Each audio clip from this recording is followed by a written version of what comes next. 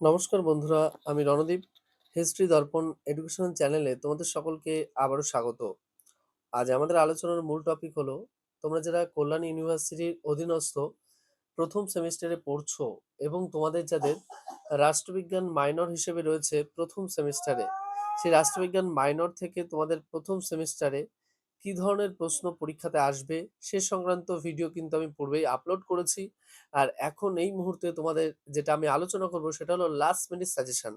অর্থাৎ পরীক্ষায় তোমরা হুবহু কমন পাবে যে প্রশ্নগুলো, এর বাইরে কোনো প্রশ্ন আসবে না।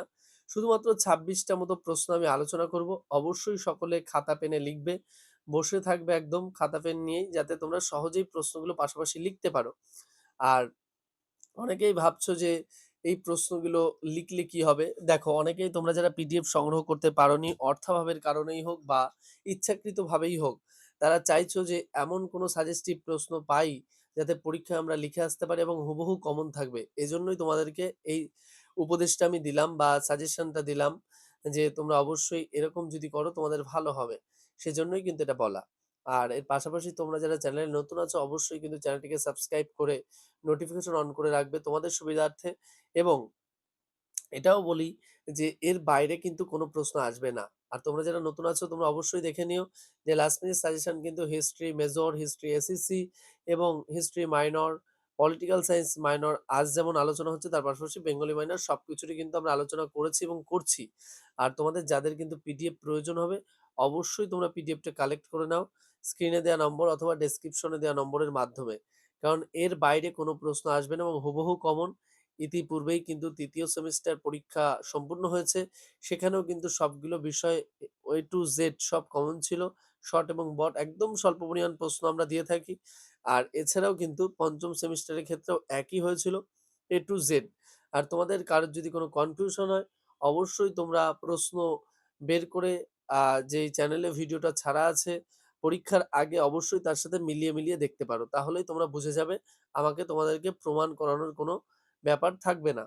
আর এ প্রসঙ্গে আরেকটু বলি যে আমরা কখনোই 80%, 90%, 95% এইসব কিন্তু বলি না। 100% ই বলি। কারণ আমরা 100% ই দিয়ে থাকি। তার বাইরে কোনো প্রশ্ন আসবে না। এখান থেকে আমরা যা প্রশ্ন দেব পিডিএফ এ তার ভেতর থেকে আসবে, তার বাইরে কোনো প্রশ্ন আসবে না। তাহলে চলো শুরু করা যাক আজকে তোমাদের যে গুরুত্বপূর্ণ রাষ্ট্রবিজ্ঞানের প্রথম সেমিস্টারের মাইনরের লাস্ট মিনিট সাজেশন। প্রথম যে প্রশ্নটা তোমরা পড়বে, ভারতের যুক্তরাষ্ট্রীয় ব্যবস্থার বৈশিষ্ট্যগুলি লেখো। নেক্সট, প্রস্তাবনায় ভারতের সংবিধানের অবিচ্ছেদ্য অংশ ব্যাখ্যা করো। নেক্সট, নির্দেশাত্মক নীতিগুলির তাৎপর্য ব্যাখ্যা করো। নেক্সট, ভারতবর্ষে জনস্বার্থ মামলার ওপর টিকা লেখো। নেক্সট, ভারতের সুপ্রিম কোর্টের ক্ষমতা ও এখতিয়ার আলোচনা করো। নেক্সট, লোকসভার অধ্যক্ষের ক্ষমতা ও কার্যাবলী আলোচনা করো। অথবা প্রশ্নটা এইভাবেও থাকতে পারে যে লোকসভার স্পিকারের ক্ষমতা ও কার্যাবলী আলোচনা করো। নেক্সট, ভারতবর্ষে বিচার বিভাগীয় সক্রিয়তা পর্যালোচনা করো। নেক্সট, হাইকোর্টের গঠন ও কার্যাবলী আলোচনা করো।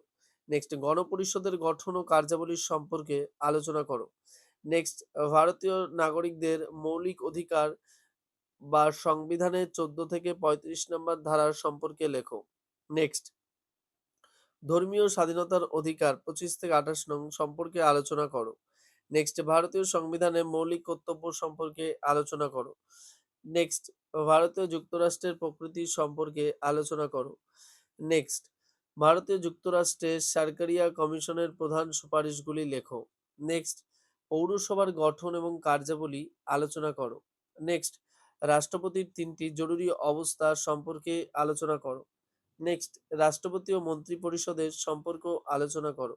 নেক্সট, স্পিকারের ক্ষমতা ও কার্যাবলীর সম্পর্কে লেখো। নেক্সট, মুখ্যমন্ত্রীর ক্ষমতা ও কার্যাবলীর সম্পর্কে লেখো। নেক্সট, সুপ্রিম কোর্ট ও হাইকোর্ট মৌলিক অধিকার বলবৎ করার জন্য কি ধরনের লেখ জারি করতে পারে। নেক্সট, বিচার বিভাগের সক্রিয়তা ও সমীক্ষার সম্পর্কে আলোচনা করো। নেক্সট, ভারতে আইন প্রণয়নের ক্ষেত্রে কেন্দ্র ও রাজ্যের সম্পর্ক লেখো। নেক্সট, ভারতীয় সংবিধানের স্বাধীনতার অধিকার বা 19 নম্বর ধারাটি সম্পর্কে লেখো। নেক্সট, পঞ্চায়েত ব্যবস্থার গঠন ও কার্যাবলী সম্পর্কে লেখো। নেক্সট, অর্থ বিল কি? এটি পাশের পদ্ধতি এবং এই বিলের সঙ্গে সাধারণ বিলের কি সম্পর্ক রয়েছে? নেক্সট, জেলা পরিষদের সভাধিপতির ভূমিকা সংক্ষেপে লেখো। নেক্সট, ভারতীয় সংবিধানে সাম্যের অধিকার সম্পর্কে লেখো। দেখো, আমি যে প্রশ্নগুলো আলোচনা করলাম এর বাইরে কোনো প্রশ্ন তোমাদের পরীক্ষায় আসবে না। এই লাস্ট মিনিট সাজেশনটা অবশ্যই তোমরা ফলো করো।